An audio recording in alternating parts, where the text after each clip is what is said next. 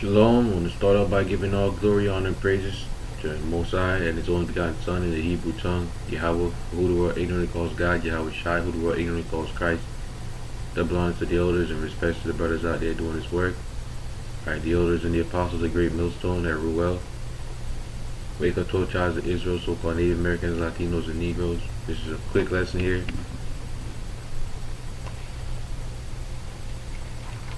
I want to start off by going to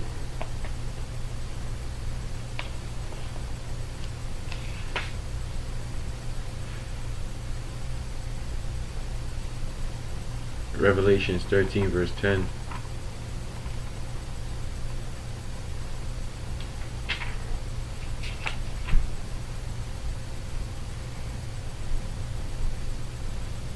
He that leadeth into captivity shall go into captivity. He that killeth with the sword must be killed with the sword. Here is the patience and the faith of the saints. So he that killeth with the sword must be, he that leadeth into captivity shall go into captivity. This is talking about slavery. This is righteous recompense, because we know that in the scriptures it says a righteous thing for God to recompense. I think it's 1 Thessalonians 1 verse 6 or 2 Thessalonians 1 verse 6, but it says it's a righteous thing to recompense. Tribulation unto those that trouble you. So it's a righteous thing for and recompense is righteous payback.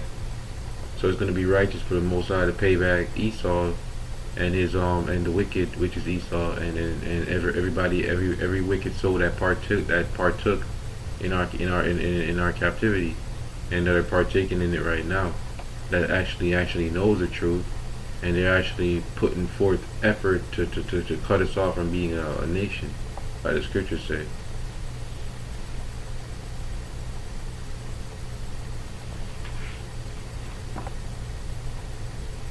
So they're going into slavery, man. Jeremiah 30 verse 16. Therefore all they that devour thee shall be devoured, and all thine adversaries, every one of them, shall go into captivity. And they that spoil thee shall be spoiled, and all they that prey upon thee will I give for a prey. For I will restore health unto thee, and I will heal thee of thy wounds, saith the Lord, because they called thee an outcast, saying, This is Zion, whom no man seeketh after.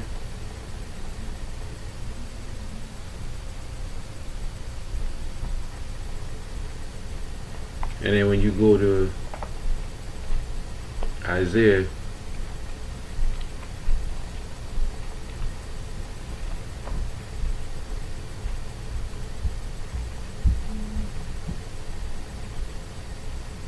and you go to Isaiah 14 verse 21, I think.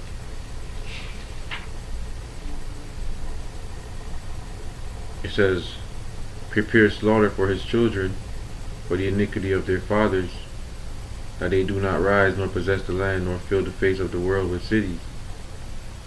Okay, so prepare slaughter for his children. And brothers read that scripture all the time, man.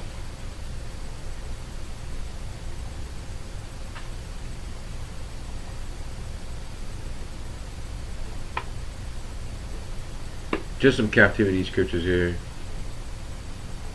These are the nations, the ones that are partaking in this wickedness, that are going into captivity.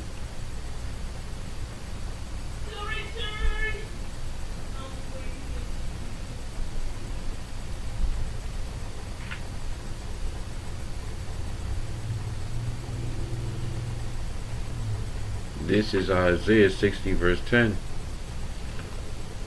And the sons of strangers shall build up thy walls, and their king shall minister unto thee. For in my wrath I smote thee, but in my favor have I had mercy on thee. So in his wrath he smote us.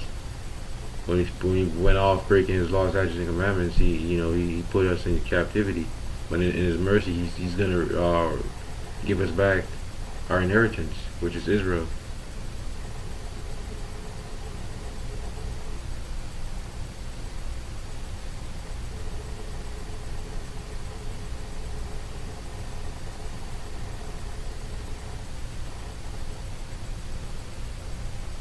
Isaiah 45 verse 13.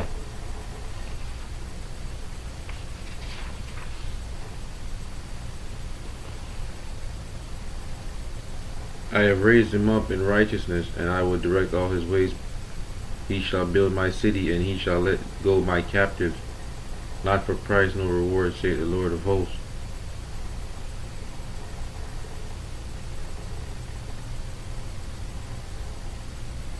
Thus saith the Lord, the labor of Egypt and merchandise of Ethiopia and of the Sabians, men of stature, shall come over unto thee, and they shall be thine, and they shall be thine.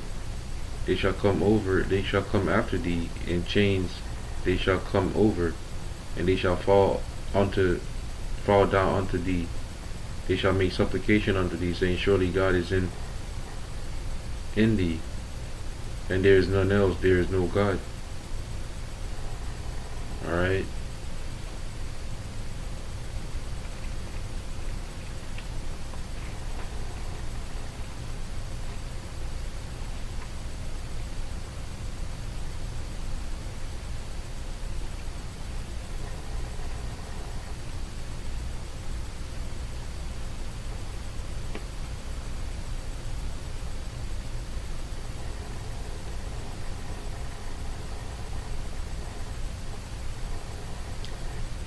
Ezekiel 30 verse 3. For the day is near, even the day of the Lord is near, a cloudy day. It shall be the time of the heathen, and the sword shall come upon Egypt, and great pain shall be in Ethiopia, when the slain shall fall in Egypt, and they shall take away her multitude, and her foundation shall be broken down.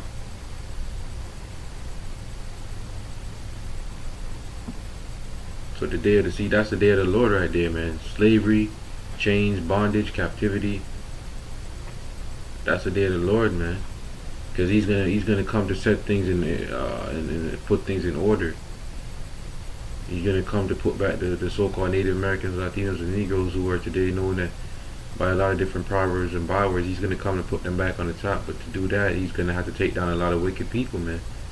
Because there are a lot of wicked people on this earth that are not trying to give up their position, their money that they stole, because they got that money from the so-called Native Americans, Latinos, and Negroes. Okay, through slavery and through robbing and raping and pillaging, the so-called Native Americans, Latinos, and Negroes of what they had.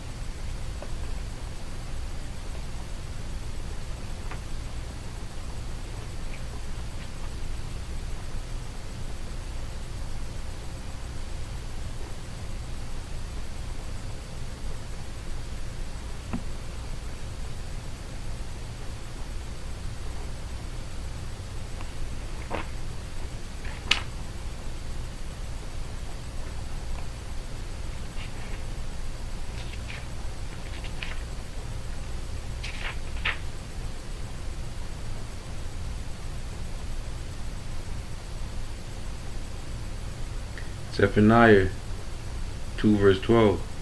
The Ethiopians also ye shall be slain by my sword.